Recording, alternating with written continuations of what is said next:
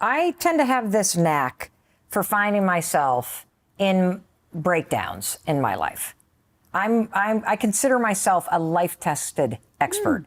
All the advice that I am sharing with the world is stuff that I figured out the hard way by screwing up my own life. And the high five habit is no different. Okay, so I find myself last year at a very low moment. I am standing in my bathroom. It's a moment I know every woman can relate to. There in my underwear. I'm looking in the mirror. And of course, I am picking myself apart. I'm like, I hate how I'm getting really jowly right here. And I don't like how I've got these like big lines that are starting. And then I notice, I've got this like indent right here that I don't like. And I don't like these like kind of marks right here that go this way on my neck. I've covered them up with foundation. And then this boob hangs lower than the other boob. And I'm just picking myself apart because that's what I've been doing for the past 4 decades. That's what almost all women and even men do it too. This is what I'm finding based on the research of the book. And then as soon as my mind is negative about my appearance, my mind goes negative about my day. Oh, God, I forgot to text Lisa back. I need to finish up that report. Oh, my gosh, my first Zoom meeting's in 9. Oh, the dog needs to be walked. And now I'm going down the road negative about the day. The whole vibe is, ugh. And I don't know what came over me, but I just literally had nothing to say to myself. I really felt overwhelmed, just an average low moment. And I found myself, as pathetic as it sounds, raising my hand and high-fiving my own reflection in the mirror, braless in my underwear. It felt good. I put my shoulders back. I felt a little bit like, okay, I got this. And I went on with my day. The next day, there I am again. And my mind is going negative. And I'm like, nope, high five.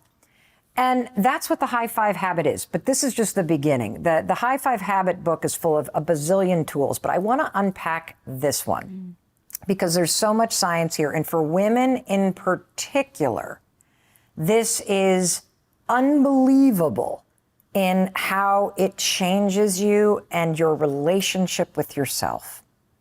So first, let's start with a high five. Think about when in your life you have either given or received high fives. What does a high five from someone else or a high five that you're giving to somebody else communicate? You're on the same team. You're like in it together. Yeah. And, it's also like, I think about it, you give it to somebody before a big play. We got this. You give it to somebody when their attitude's going down. Come on, keep going, pick your attitude up. You give it to somebody in celebration. And so a high five communicates support and empowerment and partnership and trust and celebration. And it's so powerful, and we're so good at giving all of those things to other people. Like you and everybody, especially women. We cheer for our friends. We create birthday parties. We buy people presents. We do work for our colleagues when they're overwhelmed. We help our parents out with whatever. We're so good at cheering for our favorite musicians and buying people stuff. We are horrendous at giving that same support and celebration to ourselves. In fact, we not only don't give ourselves support and celebration, we do the opposite. We tear ourselves down, and we beat ourselves up, and we pick ourselves apart. And every single woman I know is constantly saying, how the fuck do I put myself first? How do I love myself? I know I'm supposed to. Well, I'll tell you how you do it. You put yourself first by doing for yourself what you've been doing for everybody else, because that's how everybody else became first in your life. You need to start to cheer for, support, and validate yourself, period. I realize now that I'm high-fiving myself that I have spent the first 40 years of my life either criticizing my reflection or ignoring it. How sad is that? It's incredibly heartbreaking and yet extremely familiar to me. Yeah. And I think a lot of women. Yeah. And believe it or not, a lot of men. There's a lot of men that don't want to look themselves in the eye in a mirror and be with themselves because they're so focused on the things that they haven't achieved or the things that they failed at And so they're ignoring themselves. They're not being with themselves. And so first things first, when you take a moment in the morning to just stand in front of the mirror and be with yourself, and then you raise your hand in a gesture that you have always associated with celebration, support, belief, and empowerment with other people, there's a number of things that happen that can be proven by research. First things first, this is research out of Harvard. It's recent. They've shown in studies that simply taking a minute in the morning to get intentional about who you're going to be today and how you're going to show up changes your productivity. It changes your level of confidence. It changes how impactful you are as a leader at work and in life. So this moment in the mirror is not to be diminished. This is a moment for you to be able to take a moment and intentionally align yourself with who you're going to be. Second piece of research is from a field of study called neurobics. It basically means when you marry a physical action with something, a thought that's unexpected, you accelerate the development of new neural pathways. And there's famous studies that have proven that if you brush with like your non-dominant hand while you're thinking something, it sticks in your mind because you have to focus.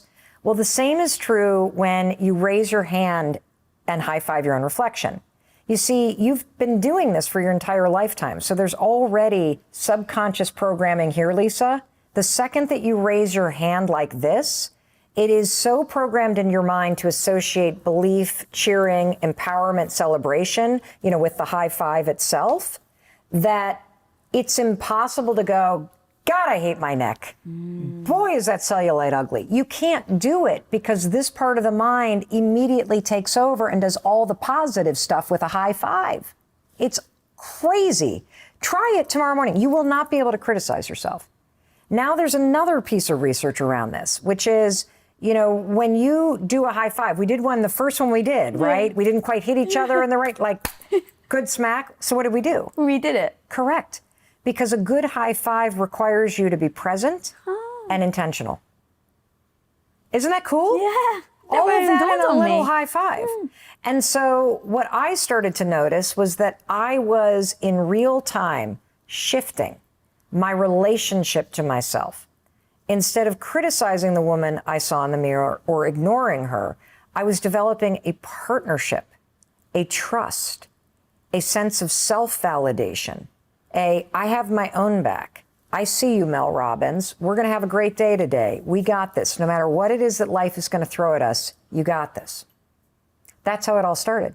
And then, of course, I put it on my story after a couple weeks of doing it, and people around the world started to post pictures of themselves doing it, and then all of their stories started rolling in about the difference that it was making. There was one woman that said that she's been struggling with body dysmorphia for 20 years.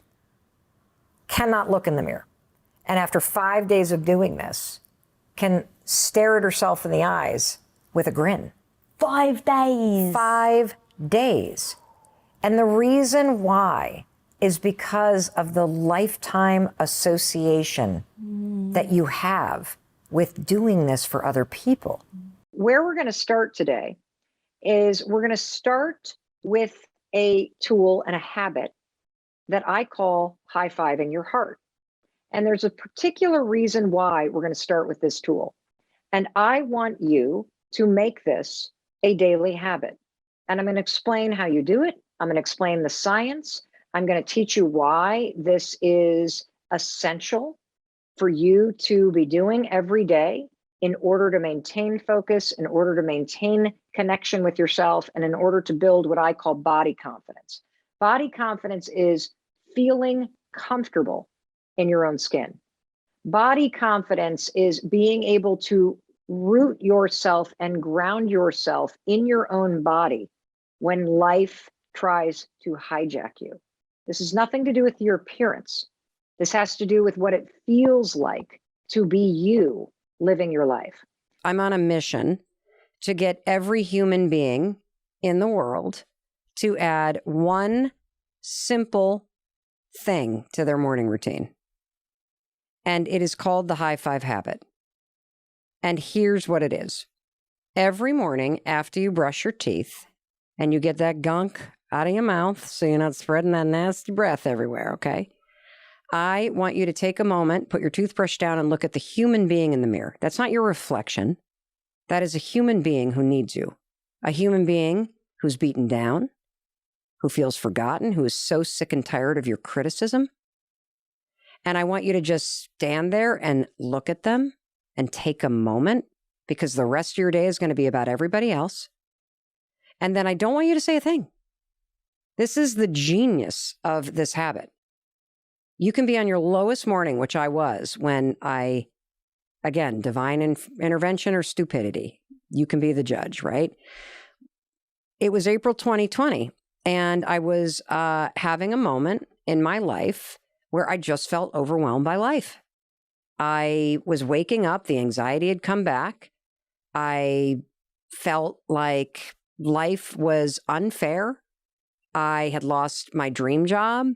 We were in the middle of the pandemic. My kids were in a state of huge grief and anger and frustration because university, had closed, and, now they're dealing with it. I had a bunch of like all of a sudden my business is imploding. And, don't forget, just over 10 years ago, I was in a crisis financially where my husband and I were about to lose we couldn't even pay for groceries. My dad was lending us money. Yeah. And so it was triggering all of that. And I was thinking this, like, I've worked so hard. I'm a good person. Like, how could you be doing this to me? Like, I don't deserve, like, just. And you were pretty successful at that point already, right? God, successful? I was the number one female motivational speaker in the world. I had a daytime syndicated talk show in the United States, so 175 shows a year, giving advice. I, had the 5-second rule book, which was self-published and a huge millions of copies sold. But I think that's the powerful thing about this story. Even with all that success, you were still racked with self-doubt and anxiety and negative thoughts. Because I hadn't had the biggest breakthrough of my entire life yet. And I had it one morning in April of 2020. You see, the 5-second rule is extraordinary, but it doesn't address what I believe is everybody's fundamental issue.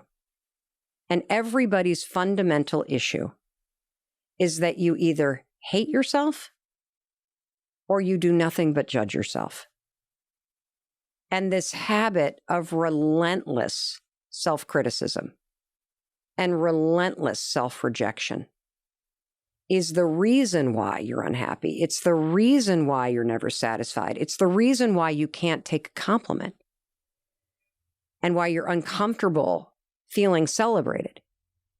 And it all comes down to the fact that when you stand in front of the mirror every single morning,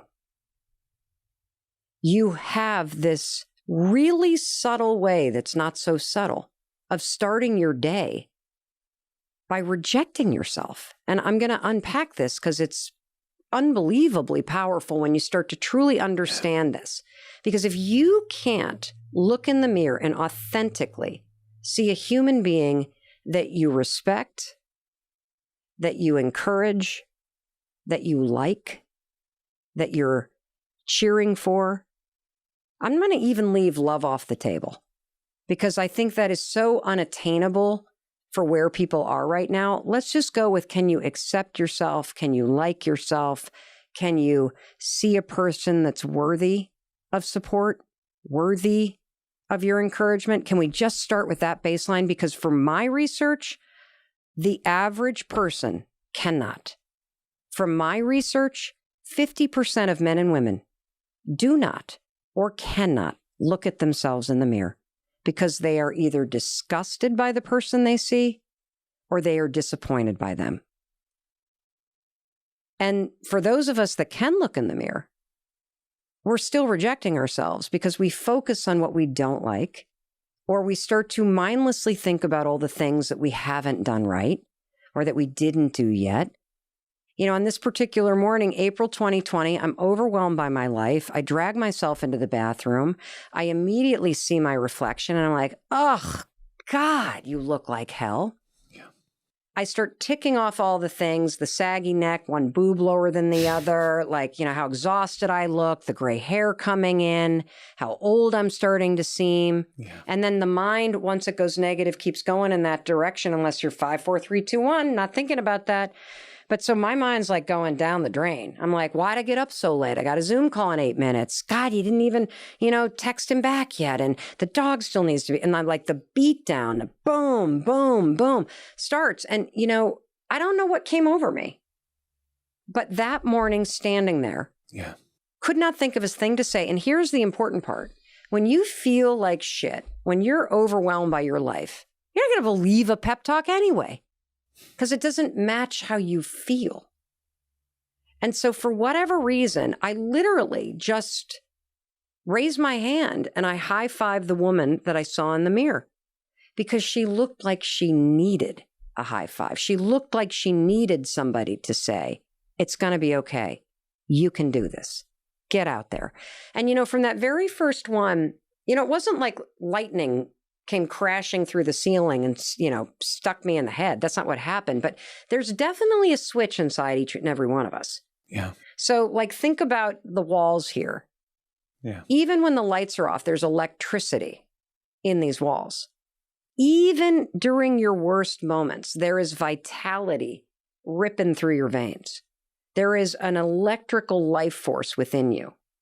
And life can turn that switch off, but it's still there.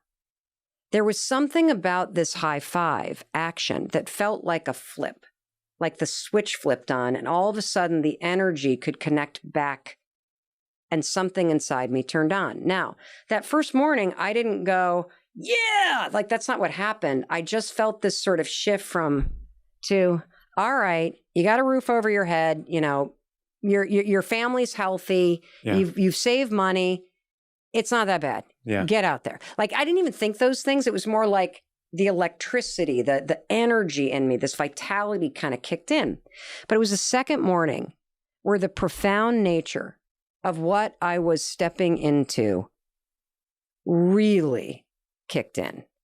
So I wake up, anxiety, ankles right up the legs, feel like the rush of, oh God, something's wrong. 5, 4, 3, 2, 1, I get out of bed. I start walking to the bathroom, and it's as I'm walking to the bathroom, I'm not even in there yet, that I feel something I have never felt in my entire adult life. And it's this.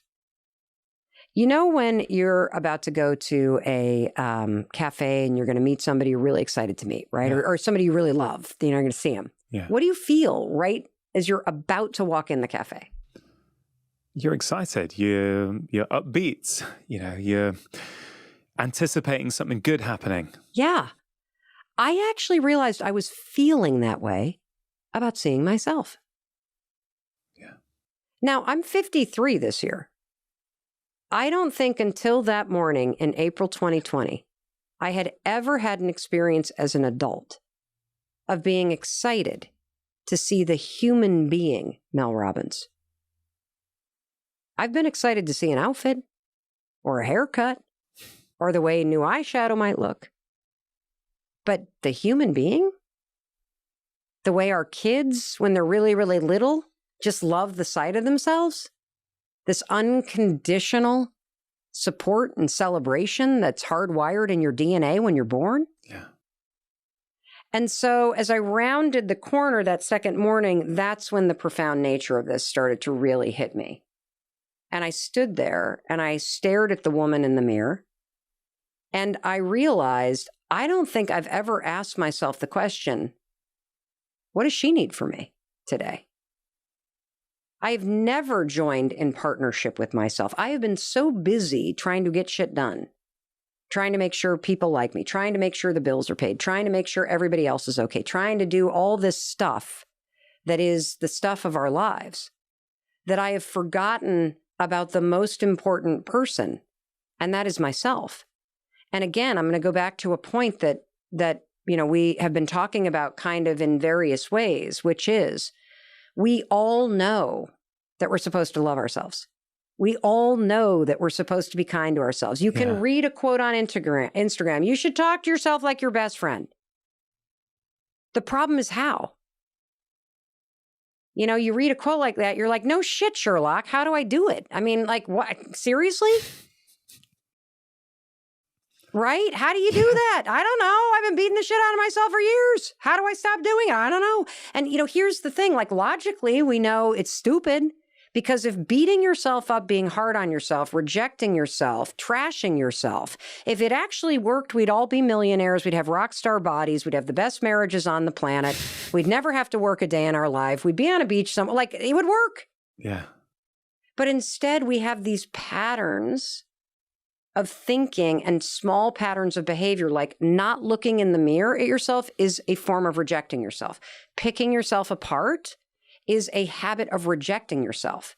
And so when you start your day like that, which you do, and then you go out into the world having rejected your very being, this is the reason why you are so thirsty for everybody else's validation.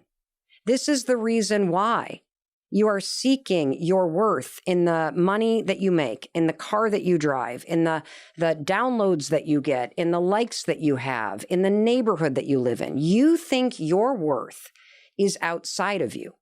And I'm here to tell you the secret to your fucking life is grab that worth and bring it back home.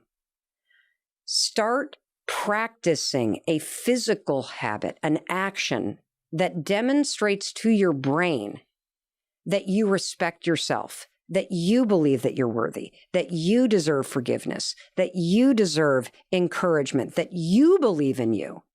And as you start to practice the physical action, the universal symbol for I got you, I love you, I celebrate you, I see you, I believe in you. When you practice this physical action, the neuroassociation that is already in your brain with the high five to yourself in the mirror takes over. It's insane how this works. The science is mind-blowing. I think this is 1,000 times more powerful than the high five habit because it cuts down to the core of who you are. You think it's more powerful than the 5, 4, 3, 2, 1 habit? Hell yes, I do. Hell yes, because the 5, 4, 3, 2, 1 is a tool that will push you to take action. 5, 4, 3, 2, 1 is a tool you use to cut off the worries that trigger anxiety.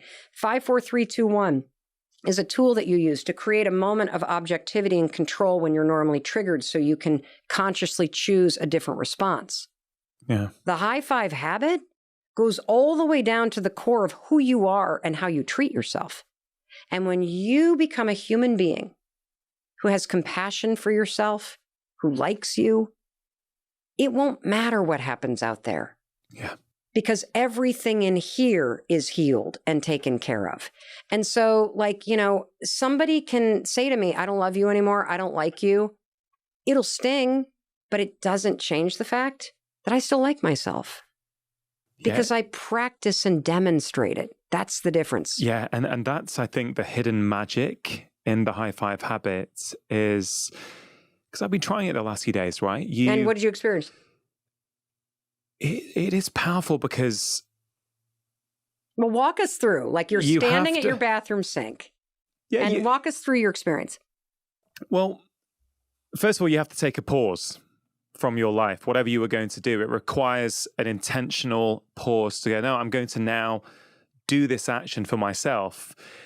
And I've got to say, before I tell you how it went, I think it would have been very different for me a few years ago because I feel self-compassion, you know, not seeking your worth from outside, from other people, from download numbers, likes, what people say about you, which was a huge part of my life. Mm-hmm. I feel that having put a lot of that to bed now and really feeling that I actually like the person I see in the mirror these days. So I kind of feel 5 years ago, I would have had a different experience with it, but it was still powerful because you are just looking at yourself and you're putting your hand on the mirror.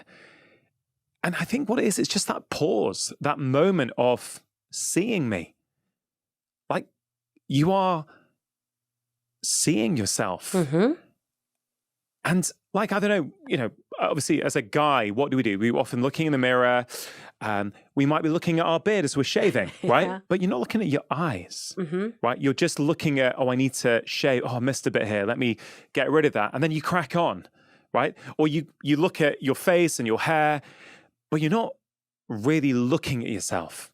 Right. You're seeing your silhouette. You are seeing yourself, but you're not seeing yourself, if that Yes. makes sense. Yeah. And that's what I think was really powerful, was that it's just another, like, I feel it's just another tool now, which is going to take me all of 2 seconds, if that's 5 seconds tops.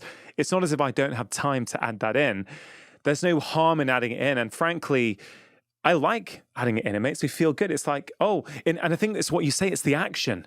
Yeah. You don't have to say anything if you're not in the mood to say anything. I don't want you to say anything, actually. And the reason why is the neuroassociation. So, What do you mean by that? well, here's what I mean by that. So, when you high five someone else, what does the action of a high five communicate? It's just a universal symbol of you got this, I see you, you're great, we can do this. It depends on the situation, but it's a good feeling. It's a mutual sort of validation type experience. Tell me about the London Marathon and getting high fives. Oh, I mean, What did a stranger's high five mean to you? It just gave you, like, and that's the key, it's strangers, right? You don't know them and they're looking at you and you're looking at them, or maybe you're not even looking at them. You just went through, you give a high five. It's like you've taken a shot of feel goods. It's validation. It's like, hey, you know what? We're in this together. You're standing at the side cheering, I'm running. But at that moment, it was like common humanity. It was like, there was no animosity. And actually, it's kind of one of my big learnings from the London Marathon actually was, and it relates to this, I think, is that that's kind of who we are.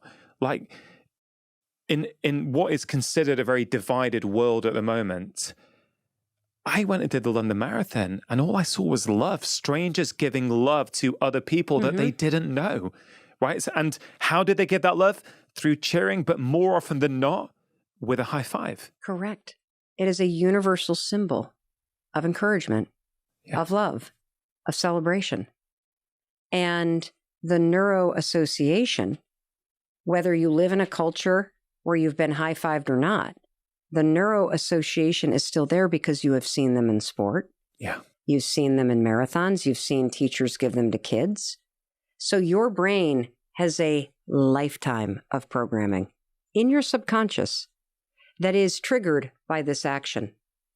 It is neurologically impossible to high five yourself and think you're a loser, you failed, I don't like your face. Your brain will not allow you to do it because the neuroassociation is so entrenched. It has only ever meant, I celebrate you, I see you, I got you, keep going, you got this, I'm behind you. As you say that, Mel, it makes me think of gratitude, because when we are feeling grateful, we can't feel down, we can't feel anxious, we can't feel annoyed with ourselves. And in some ways, this is kind of gratitude for ourselves. Correct. Because the thing about gratitude, which obviously has tremendous, demonstrated, proven benefits in your life, most of us are grateful for things outside of us. Yeah. What I'm teaching the world to do is to unlock neuroassociation in your mind and in your nervous system and aim it back at yourself. And use this simple habit to interrupt the critic, to break the default loops in your mind associated with judgment, shame, criticism, hatred for self, and to replace it with a new default setting of seeing yourself the way you see your child, which is love. Yeah. Like, my kids do stuff that piss me off all the time. And I can be upset with them or disappointed with them, but I never stop loving them. Yeah. And there is something that has happened to each and every one of us that as life's pains and heartaches and disappointments and setbacks sort of stack up, we stop loving ourselves. We start judging ourselves more. We start condemning ourselves more. We start rejecting ourselves more. We start trying to seek somebody else's love and approval in order to fill up this well inside of us that we've been digging because we've been rejecting ourselves. And so, you know, it's so powerful because the action alone is what communicates it. If you're looking at yourself and you raise your hand on your hardest days, what the high five says is not, yeah, I'm amazing. Like, this is not going to turn you into a narcissist. This is grounded in compassion. Yeah. This is basically saying, I see you. You're right. This is hard. And you know what? You can do this. And I'm going to be here. And I've got your back. And when you send yourself into your day with that physical action, it leaves an imprint in your mind and spirit. Now, there's a couple reasons why. I don't even write about this part in the book because I didn't know this until I started doing podcasts for the book. Yeah. So Dr. Amen told me, who's, you know, one of the leading experts in the brain, that one of the reasons why you feel better when you do it, no matter how terrible of a morning it is because your brain has always given you dopamine when somebody else high fives you. Yeah. So these sorts of gestures are rewarded in the brain. So when you simply high five yourself, your brain doesn't distinguish between me high fiving me and me high fiving you. It just sees, oh, I know what that is. Drip, dopamine. Oh, I believe in that person. The second thing that happens is that your body is hardwired for celebratory energy. This is that electricity that's in the walls that has a switch that you can turn on and off. And so, you know, for example, when you cross the finish line of the London Marathon, what do you instinctively do? High five someone. Yeah, and raise your hands, right? When your favorite team scores, raise your hands. When you yell surprise at a birthday party, you raise your hands. When you say hello, you raise your arm. When you go to high five somebody, you raise your arms. When you hug somebody, you raise your arms. This is wired through your entire body. And normally we give that celebratory energy to other people or things. Yeah. I'm here to tell you, when you high five yourself, you flip the switch. You flip the switch and give yourself a little bit of that vitality that's coursing through you to help you move into your day. Yeah, I see it as almost like it is about the high five, but it's not in many ways as well, because it's like if you're going down a road and the high five to yourself sets you off on a different path for the rest of that day compared to had you not done it, right? 1,000% right. So let's just use a great example that everybody can latch onto. Sport. Yeah. So if a team is about to play the championship in the league, right? Yeah. And they're the underdogs. What is the best way to send the team into that game? Is it to beat them down? Oh, you did a terrible job on the London Marathon. You're going to face plant in New York. Oh my God. And I saw your split times. We're fucked. No, that's not the best way to do it. But that's what we do to ourselves. Correct. Correct. And so I'm here to say, you don't have to say anything because you're not going to believe it. So we're going to cheat this. We're going to circuit your feelings. You're bypassing Correct. words. It's like when you take like this ridiculous example, but it's like when you take a B12 supplement, but you take it sublingually, so it dissolves. So you bypass having to go into the gut, through the liver, and then you get it straight in. Correct. And it's got that feel to me. 1,000%. And so you send yourself into the game of life with that sort of optimism, with that resilience, with that compassion. And, you know, look, some days you're going to laugh. Some days you might cry. People report some days you're going to just feel a little bit better. And some days you're going to high five yourself and laugh out loud from the dopamine and walk into your boss's office and ask for that raise or quit.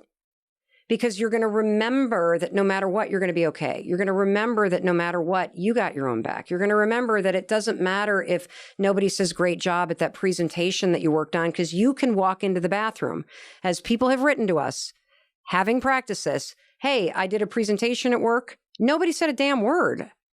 The old me would have walked into my cube and cried and thought I was getting fired. I knew I did a good job. I walked into the bathroom and high-fived myself. Your kids can stick this in their back pocket. And it's a way to reset yourself when you start going down that negative road. And why is this important? It's important because the high five is not going to remove poverty. It's not going to remove discrimination. It's not going to remove diabetes. It's not going to remove the fact that somebody just said they want to divorce you. It's not going to remove all of the trauma. It doesn't change those things. It changes you. Yeah. And it changes your relationship with yourself and your ability to believe that through your actions and your attitude, you can move the needle on those things. Yeah. I love that last point, Mel, because the similarities between the way you talk about this and the way I've been talking about certain behaviors and 5-minute habits for years, they are so connected. And one of the things I often say, and I want to just acknowledge you for what you just said, it's not going to change your life situation. You know, if you're in poverty, you're still going to be in poverty, but you're going to be a different person. You're going to be better able to face the stresses that are in your life. Yes. And I think this is such an important point, right? Because I have said this before on the show, but I always think it's worth reiterating that a lot of people feel that self-help or wellness is the preserve of the wealthy and the middle classes.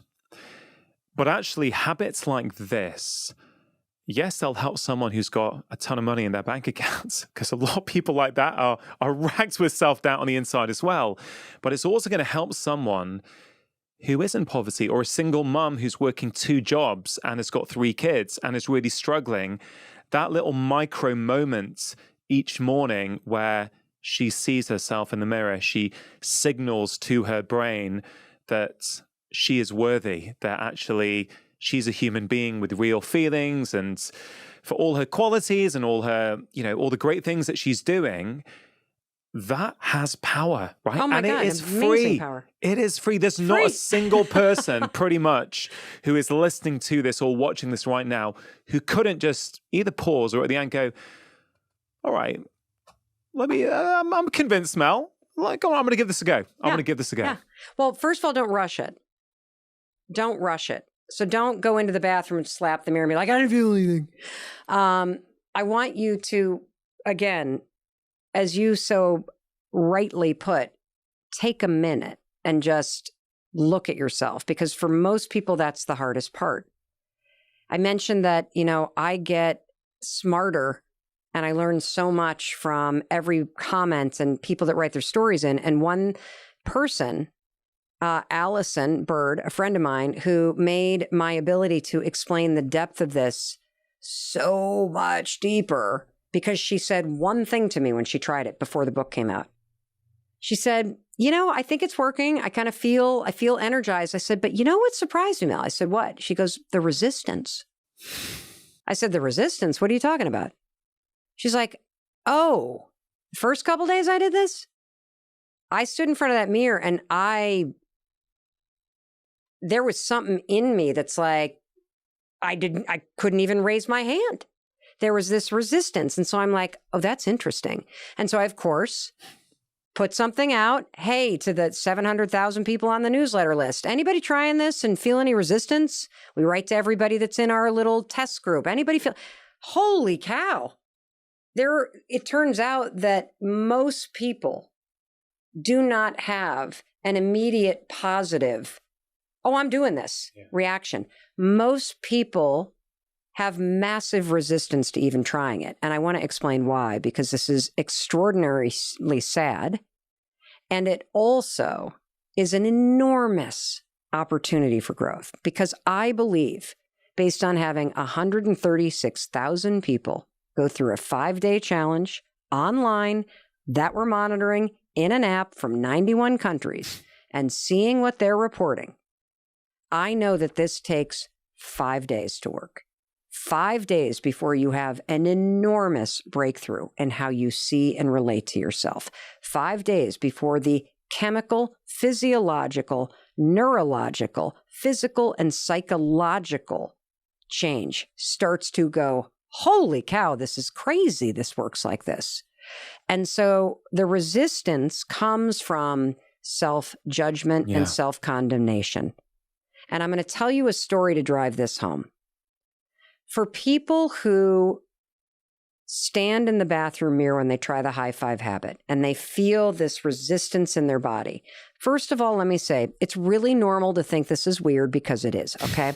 It just sounds so cheesy. For those of us that grew up with Saturday Night Live, you're going to think of Stuart Smiley. You know, I'm nice, people like me, that skit they used to do about the guy who talked to himself in the mirror. You're going to stand there and go, seriously, Dr. Charlie and Mel Robbins, you two have lost your mind. But okay. If it's weird as you do it, that's a sign it's working. Yeah. So Dr. Leaf told me, oh, well, that's what it feels like when a new neural pathway is getting plowed. So if it feels weird, good, because we're teaching you to do the opposite of criticizing yourself. Yeah. But the resistance is something else. The resistance is the fact that every morning as you start your day, you drag your entire past into the bathroom with you. And if you're somebody who has experienced trauma or been abused or abandoned or neglected or grew up with chaos and addiction, or you've been the victim of a crime, or you're constantly having to deal with discrimination or violence, all stuff that you're not responsible for. There are a lot of people who take all of that from their past, and when they look at themselves, they see somebody who's damaged. They see somebody who's unworthy. They see somebody who is unlovable because of those things. And what the high five starts to become when you do it is it becomes literally an act of defiance. It becomes an act of strength. It becomes a sign that I'm a survivor. It becomes permission to heal. It becomes this deep sense of feeling and knowing where you are and the fact that you have an extraordinary future despite all of the pain and suffering that you have endured and survived. And then there are people that bring everything they regret, all the shame, all the regret, so the cheating, the lying, the stealing, the hurt you've caused yourself or other people, the missed opportunities. And boy, did I get an unbelievable example of this in my own life. So, I was doing the high five habit myself. And during the early days of the pandemic, my husband had just been diagnosed with depression. And he's a super healthy guy. He is a certified Buddhist meditation instructor. Oh. He leads men's retreats called Soul Degree. He's a yoga instructor. He's wildly involved with our community and with our family. He's a super high functioning guy. But he's just felt heavy.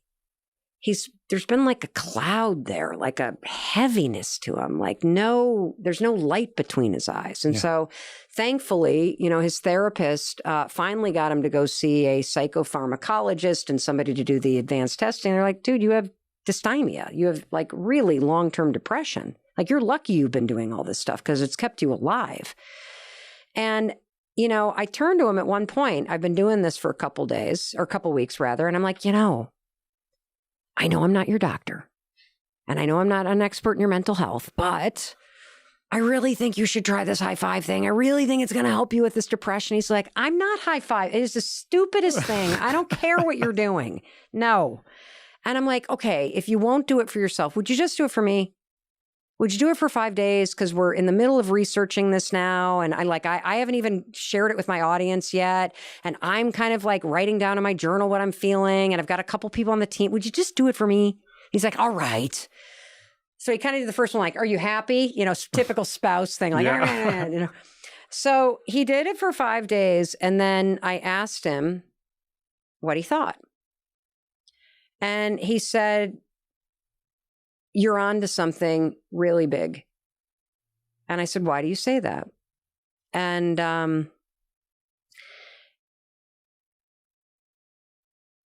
I had no idea how dark my husband's thoughts were.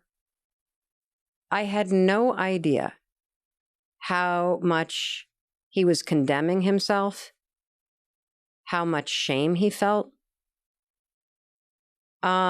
I knew that he was struggling with depression. I had no idea that for the past 7 years, the man who has stood next to me at the bathroom sink next to me would look up at the mirror and see a person that he hated. He saw a person that had failed. He believed that since the restaurant business didn't work, and since it left us 800 grand in debt, and that his wife had to go out and make the money, that he was the world's worst father, the world's worst husband, and he has been condemning himself every day for 7 years. And the reason he thought the high five was stupid is because you only high five people you care about. You only high five people who are winning. And he, of all people, didn't deserve it. And for me, I knew that he was struggling with shame around the restaurant business. I knew he was struggling with the amount of debt that we had and the fact that, he had, the investors lost money. Like, for me, I had a totally different experience. I'm like, you guys worked at that for 8 years? You made your investors whole? Like, hello, entrepreneurship? Like, we wouldn't have the 5-second rule without it. Are you kidding? Like, woohoo, we're winning. This is amazing. Like, his business partner had the same, like, he was proud of what they built, proud of how hard they worked. Chris, for whatever reason, that was not his story. Yeah. His story was condemnation, regret, shame. He could only see a failure. And, what was wild about that is, I've for years talked Chris up. I've for years have told him how proud I am of him. He was the CFO of the business as the company was taking off. Yeah. Like, he owns half of it. Like, he's an integral part of everything. Yeah. He doesn't see it that way. And that's an important part. Yeah. Nobody can heal you. Nobody can change how you talk to yourself. This is an inside job. And so if you relate to how my husband feels, I want you to understand that what Chris said to me was that this high five and pushing through the resistance is an act of forgiveness. It's an act of healing. It's an act of support and compassion that allows you and shows you that you are giving yourself permission to feel good again, that you deserve to be happy, that you deserve and that you can continue to push on and go do better and be better and feel better. And that of all people, you're going to stop judging you. You look like hell. And the woman I saw standing in the mirror did. She looked exhausted. She looked tired. She looked stressed. I actually felt sad for her. And then out of habit, I started picking her apart. The dark circles under her eyes, the saggy neck, one boob is hanging lower than the other. And then, of course, once you start picking yourself apart, your thoughts only go more negative. So then I start thinking about the day ahead, and it wasn't optimistic. It was like, why did I get up so late? And I got 8 minutes before the Zoom call starts. And shit, there's a dog, and I haven't even walked the dog yet. I did not respond to those text messages. So now I'm doing the beatdown. Mm. And here's the interesting thing. If either one of you guys had walked into the bathroom that morning, I would have spun on a dime. I would have been like, Damien, Jake, oh, come on, guys. Yes, this sucks. Yeah, this is hard right now. Yeah, you don't deserve this. But you know what? If anybody can figure it out, you can. Come on, you got this. Get your ass back out there. Suck it up. I would have been able to lift you up. But standing there alone in my bathroom in my underwear, I actually couldn't think of anything to say. And honestly, I don't think I would have believed it because it's not how I felt. Yep. And I don't know what came over me because I'm kind of a cynical person. I'm not all woo-woo a lot of people are. I like science, but this sounds so dumb. I literally don't know what came over me. But standing there in my underwear, I didn't even have a bra on, for God's sakes. I literally raised my hand and I high-fived the woman in the mirror because she needed it. And look, it's not like lightning struck. The heavens didn't part and there weren't oh, angel. Like that's not what happened. I literally just felt like something small shift inside me. That's it. I just felt like a little, my shoulders dropped, my chin lift. I actually laughed because it's so dumb. I mean, come on. That's pathetic. I'm standing there. I got to high five myself. Jeez Louise, who does that? And I kind of laugh at the absurdity of the whole thing. And then I don't even say it. I kind of feel this sense of suck it up. Come on. It's not that bad. There's people with a lot. Just get out there. And I go on with my day. That is what happened. Wow. It was the second morning, you guys, that it really hit me. So let me tell you what happened on the second morning, because this is crazy. So I wake up, same problems, same overwhelm, same anxiety, same beat down. I 5, 4, 3, 2, 1, get out of bed. I make the bed. I start walking toward the bathroom, and that's the moment I felt something I have never felt before. You know, when you are about to meet a friend and you're about to walk into a pub or a cafe and you're going to have a beer or you're going to have like a coffee with somebody you really like, what do you feel in that moment when you're about to walk into the pub? Excitement. Oh, you feel great. Yeah, Did you have that feeling? I did. I actually felt excited to see. About what? To see the human being, Mel Robbins. You know, What were you saying to yourself, Mel, when you put your hand on the glass? you don't have to say anything. And I felt it before I even got to the bathroom. And this is the part that had me really wake up. I am going to be 53 years old this year. I don't ever remember experiencing the feeling of being excited to see the human being, Mel Robbins, in a mirror. I've been excited to see an outfit. I've been excited to see what a haircut looks like. But the human being, never. Mel, So- I've never even looked at the human being in the mirror. I've Correct. looked at the haircut and I've looked at the outfit like you, and I've looked at the bags and do I need a shave this morning? I'm 42. I've never looked at the human being in the mirror. Never. Correct. When you think about it, who does? It's a means to an end looking in the mirror, right? Brushing your Yeah. teeth. Are they clean? Great. Move on with the rest of my day.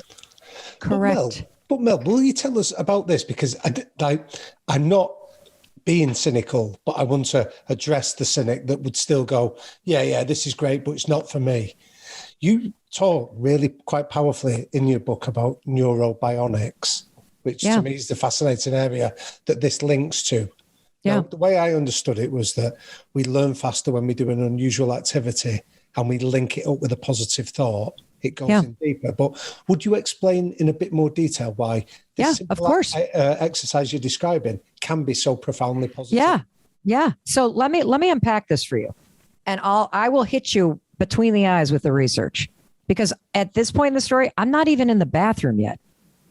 I'm realizing as I'm rounding the corner to step in the bathroom that I've spent probably 45 years either criticizing or ignoring myself. You know, you talk a lot about morning routines and everything we need to do to set yourself up for, making sure that you're a high performance person and you're happier. You stepped over the habit that everybody has, which is as you're standing there brushing your teeth, you drift into autopilot and you either beat the shit out of yourself or you ignore yourself. And then you start thinking about your day and everything that you're going to do for everybody else. And I'm here to tell you, there is a habit you need every morning based on crazy science that works for you because your brain and your nervous system is already programmed to have it work. And so I'm going to unpack this because it's important for you to understand where the cynicism comes from, because it's fucking sad. It's really sad. And so standing there that second morning, I'm having this weird ass experience where I'm like, what? Like there's me standing here and then there's this human being in the mirror that I've never actually paid attention to. Behind the skin, behind the face, there is a soul, there is a person, there are emotions. And I have never actually even considered it. You want to go out in the world and do great things? You want to be a leader? There is something called emotional contagion. How you feel about yourself, the emotions you feel in the morning, they are contagious to the people you're trying to lead and inspire and change. And so it starts with you, especially if you think you're going to be some kind of leader. This is not cheeseball. This is science. And so as I stand there and I realize there is a human being I've ignored, there is a person who needs me that I have neglected. And I put the toothbrush down. And it's important for you, as you said, Jake, you need to do this right after you brush your teeth, because I want you to stack the habit with something you already do. You got to clean the crap out of your mouth. You don't want to go into the day and spread dragon breath all over the place. You got to clean the crap out of your brain so you don't spread that negative bullshit that's in your head that's been building for your entire lifetime on unsuspecting people around you and for yourself. And so I put the toothbrush down, and here's what you're going to notice. First things first, this will feel weird. It will. And the reason is explained by neuroscience. You have the opposite habit of high-fiving yourself. You either ignore or you criticize yourself or you judge yourself. That's what you do in the mirror every day. The high five is the exact opposite. So just like I write with my right hand right now, it's not weird at all because it's already programmed into my subconscious brain through neural pathway connection and through a lifetime of physical and mental activity fused together. If I lost my arm in a car accident today and I had to start writing with my left hand, of course it would feel weird. It's new. It's the opposite of what I've done. That's what it feels like to create new neural pathways. So weirdness is not a rejection of the idea. It's your own brain and how it works. That's number one. Number two, there are only two reactions that people have when they first do it. It's either wildly positive. So you might raise your hand and high five the mirror, and you will either burst into laughter at the absurdity and kind of how good it feels, or you'll start crying in a positive way because there's a deep emotional release for people when they realize I have been waiting for a very long time for you to wake the fuck up and actually see me and start supporting me. And the tears come from a sense of relief that you finally got it. You're finally returning home. You're finally coming back to who you fundamentally are. Because as a kid, you didn't lay in front of a mirror and criticize your face or your chubby thighs. You literally crawled up to it and kissed yourself. You used to spin in front of it. You used to dance when the music came on. Life taught you to criticize and ignore yourself. So this is a coming back to what is innately wired into your DNA, this need for support and celebration of self. And so it feels so good. And I'm going to explain the science behind that, because there's so much science here that we've even uncovered since finishing the book. It's bananas. So the second, though, and more likely response is the resistance. You will scoff at it. You will not do it. You'll roll your eyes. You'll tell yourself this is stupid.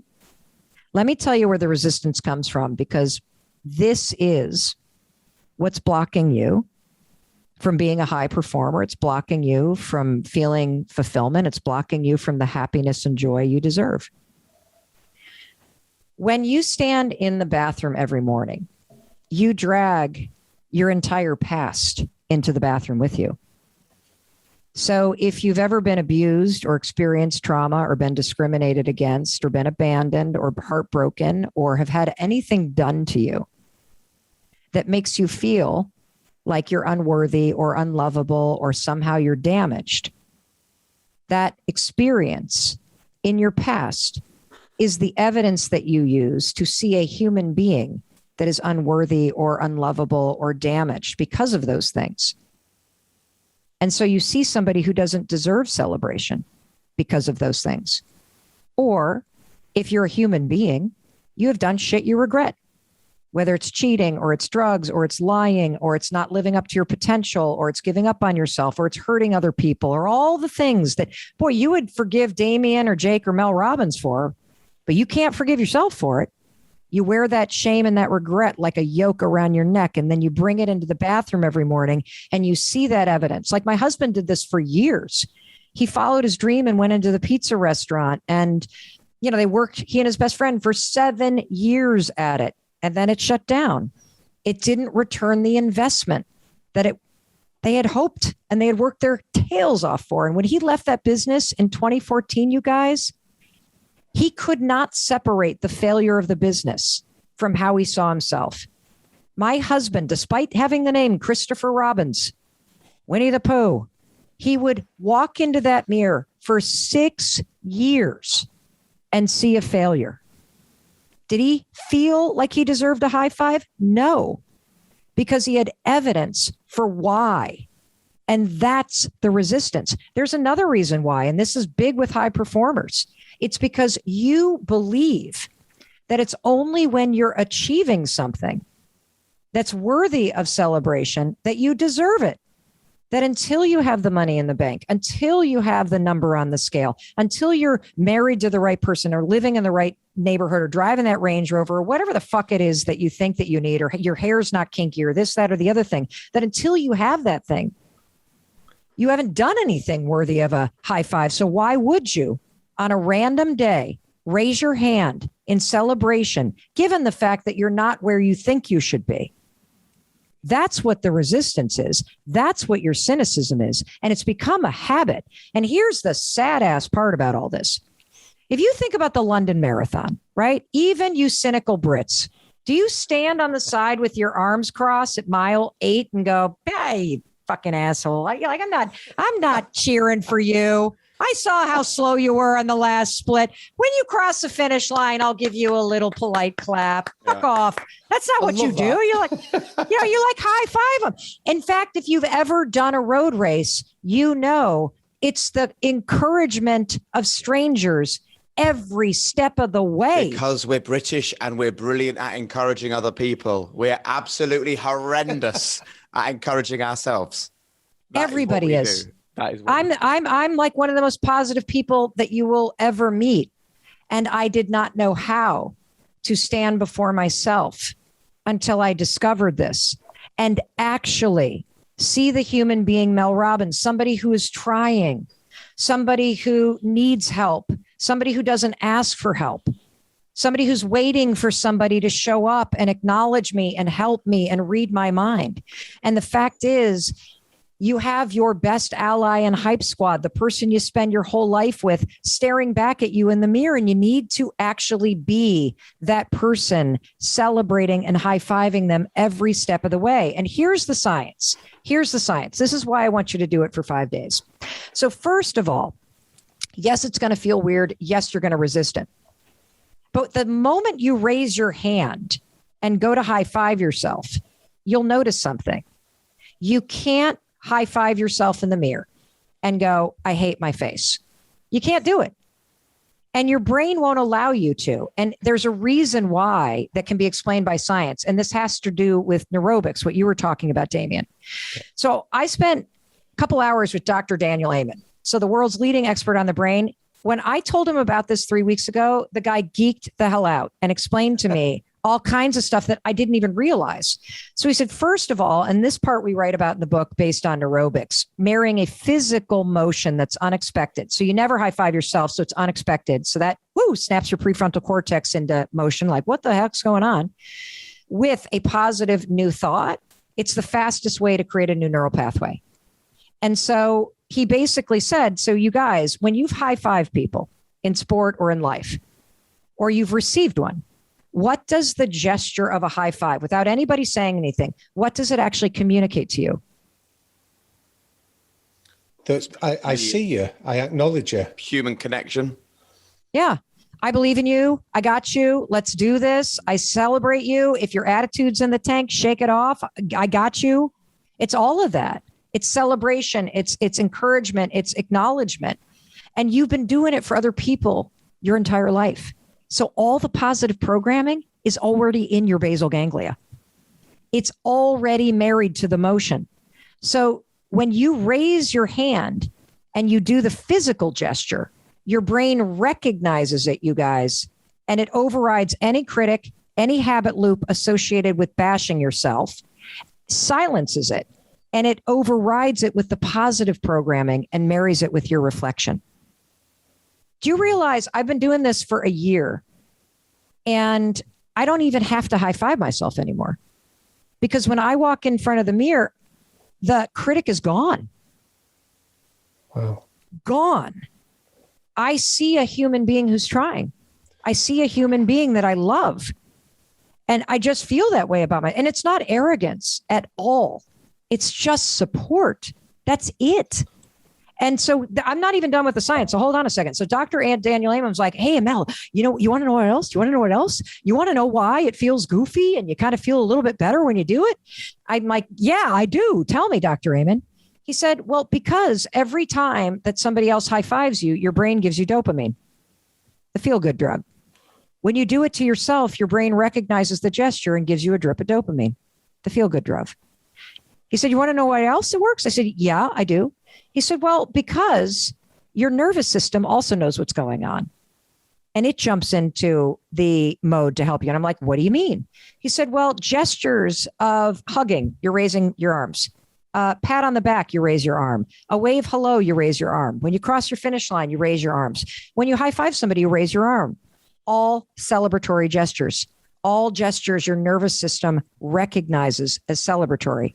You start to do it every single day in the mirror, along with the positive programming that's already in your brain associated with it, along with the celebratory energy that is in your nervous system that boosts your mood. Your body and your brain is already conditioned, wired by a lifetime of experience to have this override your circuitry and program a new set of neural pathways and an entirely new experience that you will feel when you see and think about yourself.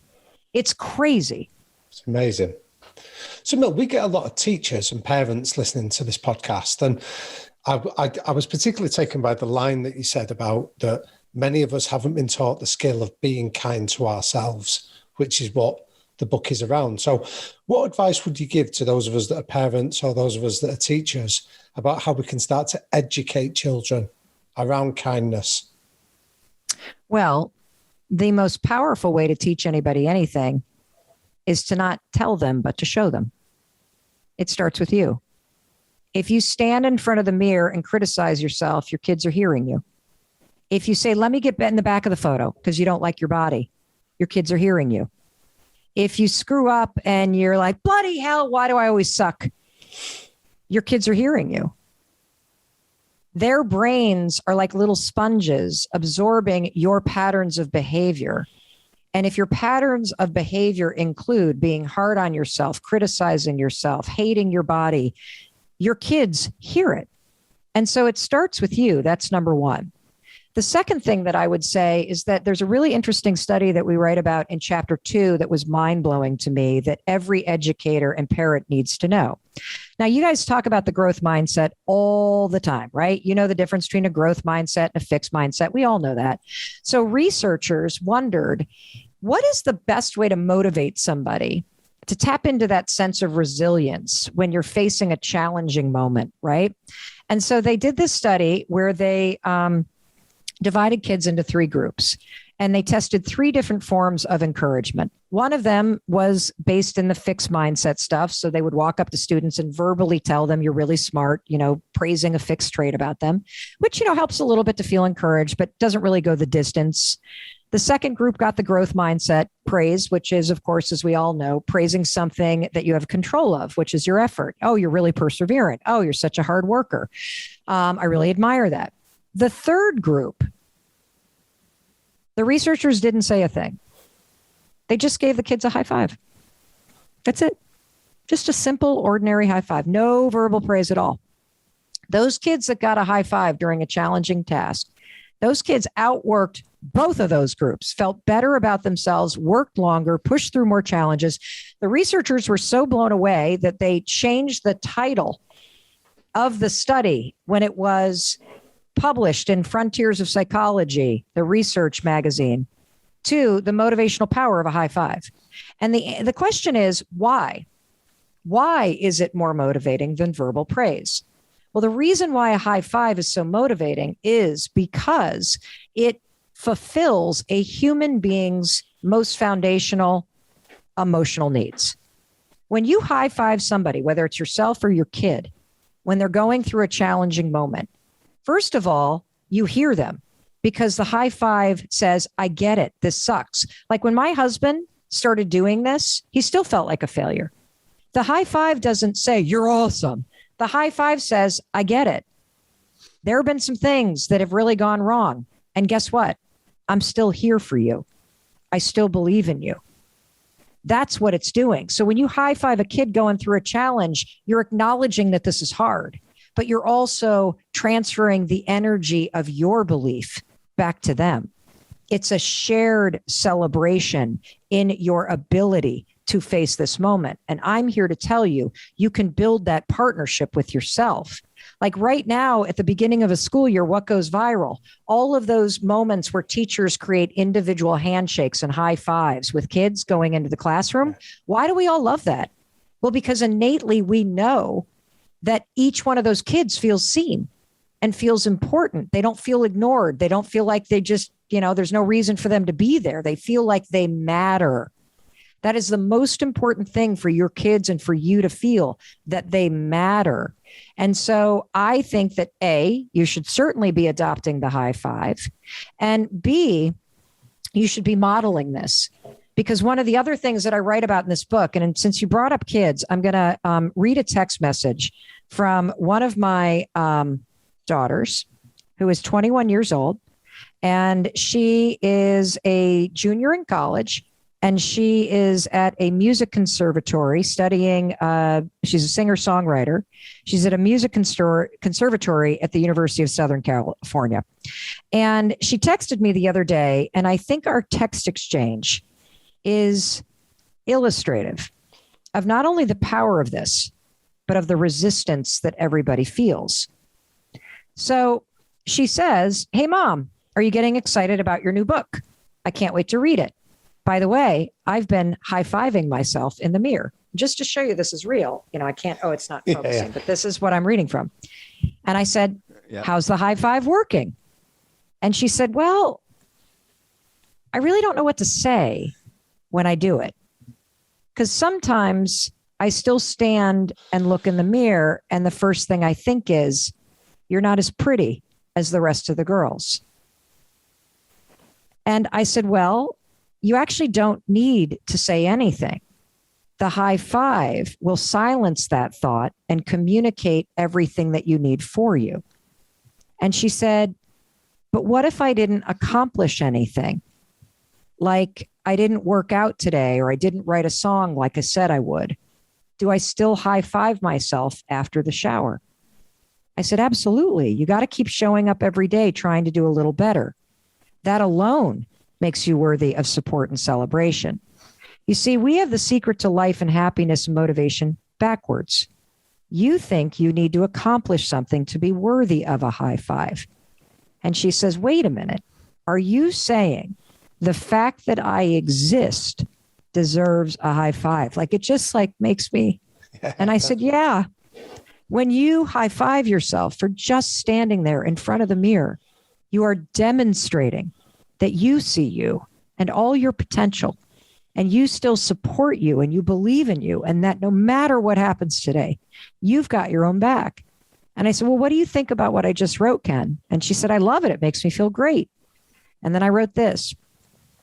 Can you explain why it makes you feel great? Because maybe what you say is going to help me explain this to everybody else. And she said, well, what the high five shows you is that you don't actually know how much you're always doing. And I think that once you start high-fiving yourself every single morning, it almost allows you to be more present to everything you're doing. And it helps you recognize all those small victories. And when you compile those small victories, you can actually recognize all of your accomplishments, big and small, and eventually come to believe that not only are you worth it, but you can do anything. Oh man. Wow. That's moving. And by the way, thanks very much for sharing, the personal message between you and your daughter. So interesting the way it makes you reframe your thinking though, isn't it? Because I've been sitting here thinking about high fives, and when I high five people in my life, and I high five my kids exactly as you've just said, when something great happens. And then I thought about what you were saying about the NBA at the very beginning. When do they high five each other? At the start of the game. They haven't even won the game. But the first thing they're doing before they even tip off is high-fiving each other. And I think there's a really strong message there for people to share that high five as your kids walk out the door in the morning, as your husband or wife wake up. And it also leads me to ask the question, my kids, I know I spend all my time lifting up my kids because they're my children and I want them to be resilient, and but I think it's probably been a long time since I high-fived my wife.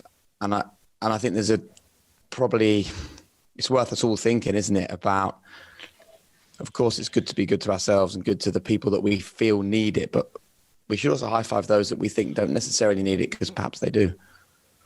I think that's true, but it does start with you.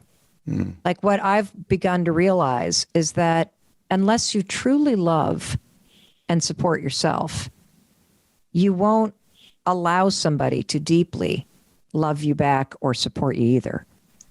And so I feel that the more I have done this and the more I have felt supported and happy with who I am, by accepting myself, by loving myself every single morning, supporting myself and sending myself into the game of life, right? Just like those NBA players, sending myself into the game of life today, knowing that I have my own back. And then sending Chris into his day and sending the kids into the day. But at the end of the day, there's something else I write about. It's in chapter 2, or chapter 4 rather. So as I was writing this book, I only started writing this book, oh my gosh, would have been like May of 2020. Wow. Like I published the 5-second rule 5 years ago. I've been trying to write another book. I did not sit down and go, I need another 5. I need another 5. I got to write a book about a 5. Like, I'm dyslexic. Writing is very difficult for me. I've been struggling to figure out what to write about. And I think oftentimes ideas have a soul and a spirit and a timeline of their own. And they're not ready to come until they're ready to be born. And I think this idea of this high five habit. Yes. Yeah, I can tell that story. But hold on. I got to tell you this. Because you were, no apology necessary. I just want to follow up on what you were saying. Because yes, we need to support our spouses and our partners and our kids and our colleagues, and everybody needs to feel a sense of being lifted up. But the true power comes from knowing how to do it for yourself. Meditation trains you to not react to your thoughts. That's what meditation trains you to do. A thought comes in, you're a piece of shit. That's what the thought is. And you don't go, you're right, I'm a piece of shit. Just go, oh, interesting. There it goes. Goodbye. You just let thoughts come up and you let them go down. You're training yourself in the science of not reacting to those thoughts, to separating yourself from the narrative in your head. Would you like to add anything, expert in meditation? No, seriously. I mean, like, Chris is way more of a meditation guru than I am. Well, earlier you talked about the importance of just being self-aware, and that's also just a fringe benefit of meditation, because the more you do it, the more you, to your point, you just become aware of these thoughts or messages or whatever may be flowing through your head, and just the act of being aware of it. Okay, now let me tell you why the high five habit is a motherfucking game changer. You ready, everybody? You ready? What about tough love? I'm going to get you there in a minute, because I think tough love is horse shit. Honesty and the high five habit are your winning formula. You will never change your life by beating yourself up. Does not work, period. Please explain to me how shaming yourself actually makes you feel motivated. It doesn't. All the research shows that when you're an asshole to yourself, tough love, hard on yourself, that it's demoralizing. Even Goggins, okay, who I love, I love David Goggins. Give it up for David Goggins. Even David Goggins has a positive, encouraging philosophy when the shit's hitting the fan. If you haven't read Can't Hurt Me, phenomenal book. And what is the metaphor he uses as he's running his 100-mile races and his feet are bleeding and he's like, basically ready to die as he's doing it? The cookie jar. He literally visualizes going into a mental cookie jar and grabbing a cookie, which is a positive thought about why you're running this 100-mile race. It's like a mental high five. It's encouraging and supporting and celebrating you in going forward. He doesn't sit there and go, you motherfucker, keep going. He doesn't say that to himself. He encourages himself. You have to fight to believe in yourself. Life belittles you. Other people criticize you. You got to be your biggest cheerleader, and you've never been trained how. So this is where the high five habit comes in, and this is why it was different than meditation. Meditation helps you separate yourself from your thoughts. Meditation helps you become non-reactive to your thoughts. Meditation increases self-awareness. The high five habit and everything that I'm writing about in this new book, everyone, overrides the default negative programming in your mind. And it programs in positive and empowering programming related to you. Let me explain the science behind this, because this is crazy. And I can say this with this much passion because I've researched this now for over a year. I've talked to the world's leading experts in neuroscience, in habits, in human behavior. Everybody that I've done a podcast with, from Ed Millett to Tom Bilyeu to Dr. Daniel Amen to Lewis Howes to Jenna Kutchner to Almost 30, to, like, the list goes on. We're doing 60 podcast interviews. Jay Shetty is next week, Brendan Burchard, everybody. Dave Hollis is tomorrow. Fern Cotton in the UK is tomorrow. It's just going on and on and on. I mean, we've got Trent Shelton coming up. We've got Anthony Trucks coming up. Like, it's so many. Glow Antonum. I mean, just Hoya Webb. I'm going to just talk to everybody about this, because everybody that hears it goes, holy shit, this is unbelievable, Mel. Here's why the high five habit is what you need. Think about what a high five means. And remember, the book is called The High Five Habit. When you buy it, go to highfivehabit.com. Buy it today. You need this book. This is the book you need right now, because the last 18 months have beaten the shit out of you. So you now need habits of picking yourself up and encouraging yourself as you pivot and you move forward. So here's why this is so powerful. For your entire life, as you've been high-fiving everybody else, the gesture has communicated, I believe in you, I celebrate you, I see you, I love you, you got this, I got your back. All that programming is already in your subconscious brain.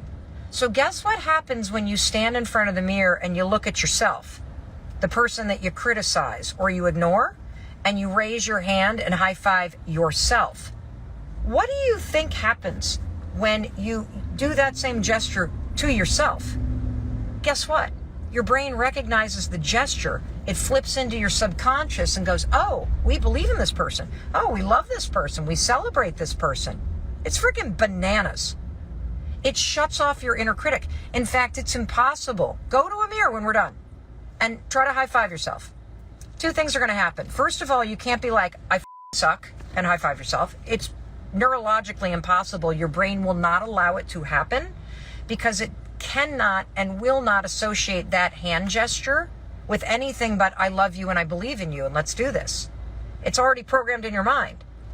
The second thing that you're going to feel is resistance. You're going to think this is weird. And let me tell you something, that resistance is sad. That resistance is all of your shame. It's everything that's ever been done to you. It is all of your judgment. It's the fact that you don't think you are where you should be in life. And so as you're about to high five yourself, you're going to resist doing it because you don't believe you deserve it. And see, I'm here to tell you that's sad. And the other thing I'm here to tell you is... So when you look in the mirror and you say, because I've done this, and you give yourself a high five, and immediately the thought is, well, this is so stupid. Yes. You're saying what's behind that belief that the act of giving a high five is stupid is actually your own shame. Yes. Disbelief. Yes. Tell her, when you looked in the mirror, as you're starting to high five, because you're working on stuff, when you look in a mirror, what's the nasty ass shit you have said about you, Chris Robbins, for years? Well, that doesn't... Answer. Can you answer the question so people understand that even though we're a cute couple, which people keep saying, that Chris Robbins was a heavy guy For years, you'd look in the mirror because your restaurant business failed and you feel like you had a failed career. You would see a person who what? Was not good enough. Was not good enough. Was a failure. Oop, the wind from the AC. Turning off the AC. But Hold on. I want people to hear you say it because what would Chris Robbins think and say about himself? that you're a failure. You're a failure. So does a person who believes that they're a failure deserve a high five? Of course not. That's why you resist it, and that's why you say this is weird. It's because of your own opinion about yourself. Chris said he felt like a failure, which is why when he went to high five himself, it felt weird because you don't high five somebody that you think is a failure. So what I'm here to tell you is I need you to try it for 5 days. I need you to try it for 5 days. And yeah, I see. I need to make money. I need to do this. I need to lose the weight. Do you think that you're more likely to make more money and lose the weight if you're supporting yourself or if you're standing in front of the mirror beating the out of yourself? Huh? True. Yeah, I know. It's so obvious. It's a miracle that nobody. Laura's on day 2 of doing it. It's a miracle nobody has actually taught us this. Chris, what did you want to say, darling? I just wanted people to understand that this shit is deep. And even people that you look at that are like, oh, they got it all together. The stuff you say to yourself, all of us, it's terrible. So what were you going to say, hon? No, I'm just drawing from this that if you, behind your suggestion is do this, but what happens is when you are doing it, often what goes through your head is, this is stupid, why am I doing this? And what you're saying is, look deeper, because what's behind that belief that it's stupid is one or many negative thoughts or stories that you have about yourself. Correct. All of which are one story. I don't deserve a high five. I don't deserve a high five because I haven't done anything worthy of a high five, or I believe that because of my past, I'm not worthy or nor do I deserve one. Well, And- like this morning I got up Yep. and I gave myself a high five. Oh. And what went through my head was that this is stupid because I'm just giving myself a high five because my thought pattern was I said I was going to get up at 5:30 to exercise. I did get up at 5:30. Yep. So I gave myself a high five for having gotten up. Great. But I still said, this is f***ing stupid. Why am I Okay. doing this? It didn't feel good at all? Well, no. I mean, yes, but I'm just saying that shaking that belief, Yes. this is silly, Yes. is... Do you know how nobody realizes how watch this kid on the bike, sweetheart. I No hands on the steering. Well, yeah, he's got great balance. He's like riding down the road, no hands on his bike, holding the phone in his ear. You are the hardest person I know on themselves. So I think if I get out of bed and exercise at 5:30 in the morning, I not only deserve a high five, I need a marching band to celebrate that shit. You're like, I dragged my ass out of bed at 5:30. I tried to high five myself, and now it's stupid because I should be doing this. No. That's true. Bring a sense of celebration and enthusiasm. Support yourself, everyone. I want you to stand in front of the mirror. Number one, because research out of Harvard says taking a moment of reflection with yourself in the morning and setting an intention changes your productivity. It changes your neurochemistry. It changes how you show up for the day. It changes everything. That's number one.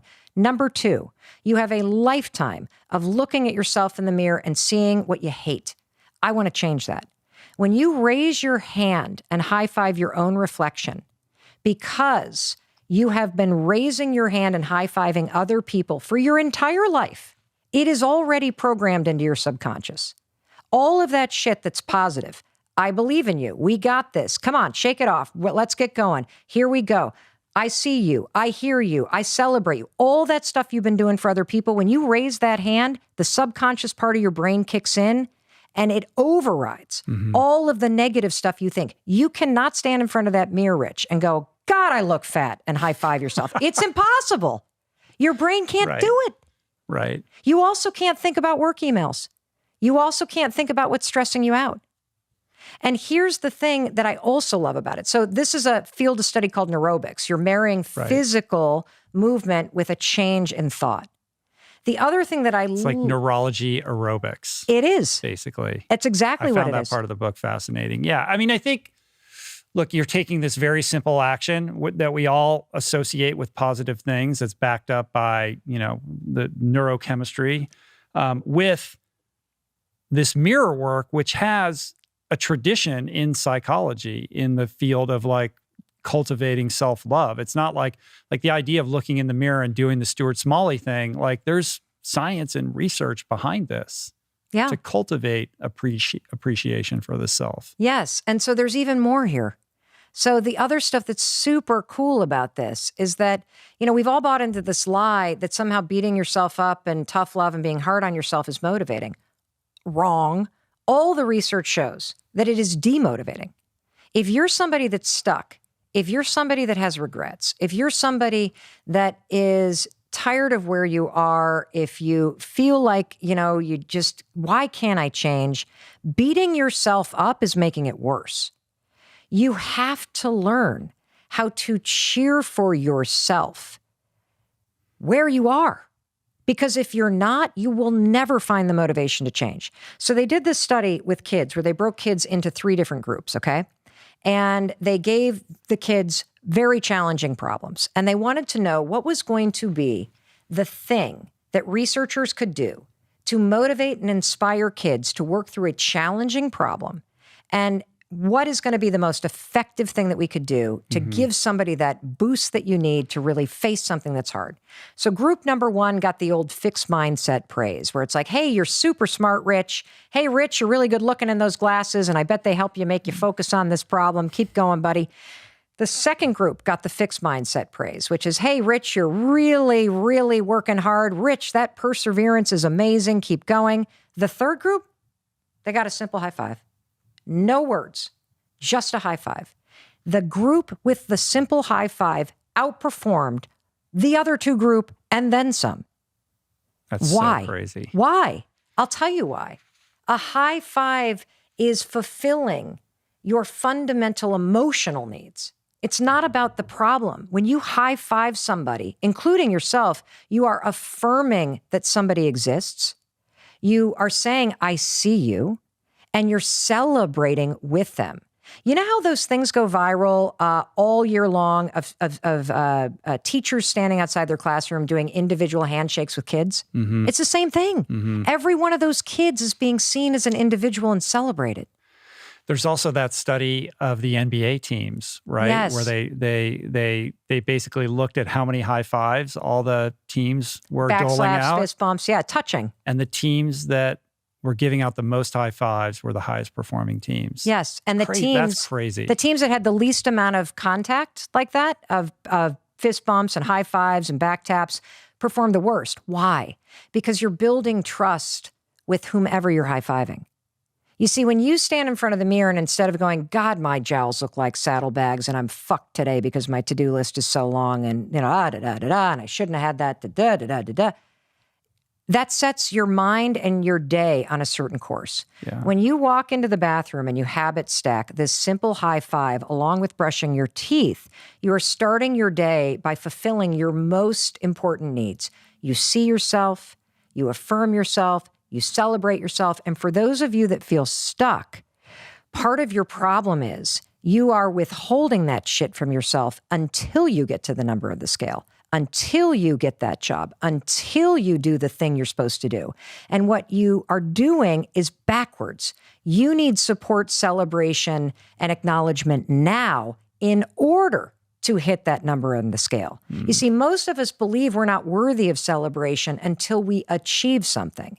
And I'm here to tell you, if you start celebrating, supporting yourself as you are every single day, it will become a part of who you are, which empowers and equips you to face the shitty things. And more importantly, empowers and equips you to do the things that scare you that you need to do. Mm-hmm.